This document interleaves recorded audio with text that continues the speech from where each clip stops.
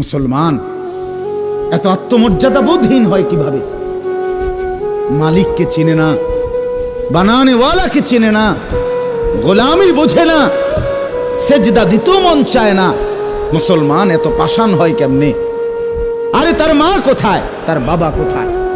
আরে তুই কোন মার দুধ খাইছত রে? তোরে কি মা দুধ খাওয়ায় নাই?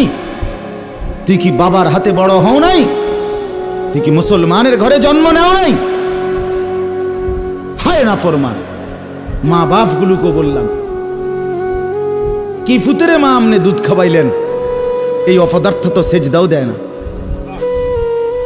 হ্যাঁ, এই বাপ কাল লাগে বিল্ডিং বানাইলেন, এই হাইওয়ান তো সেজদাও দেয় না। কাল লাগে সোফা বানান, মাতবুরি দেখান, চা দোয়ানে বইয়া গপ মারেন, জিভুত লইয়া বালা আসি, কিতা বালা? এ ফাঙ্গাস আর তেলাপিয়া খান যে, এই কারণে বালা। হ্যাঁ, এ ফার্মের মুরকা আর কক মুরকা, দুন্দুল আর করলা, দৈন্যা তার কাঁচামরিচ, টমাটো আর শশা, এই তো খানা। আর কিতা কথা বলে নারকি ঘুরে গেলে তো ফাঙ্গাস তেলাপিয়ে। দুনিয়ার বেশি কি ভোগ করছি আমরা? খুব আশ্চর্য কিছু, অনেক কিছু দুনিয়া ভোগ করছি আমরা।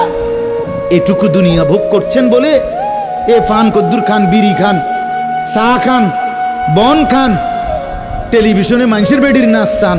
আমনের বেডি তো আর নাচে না, নাচে মানুষের বেডি। কথা বলেন না? এতটুকু দেখেই দুনিয়া ভোগ করছেন বলে খুশি হয়ে গেলেন, তৃপ্ত হয়ে গেলেন, মজা পেয়ে গেলেন।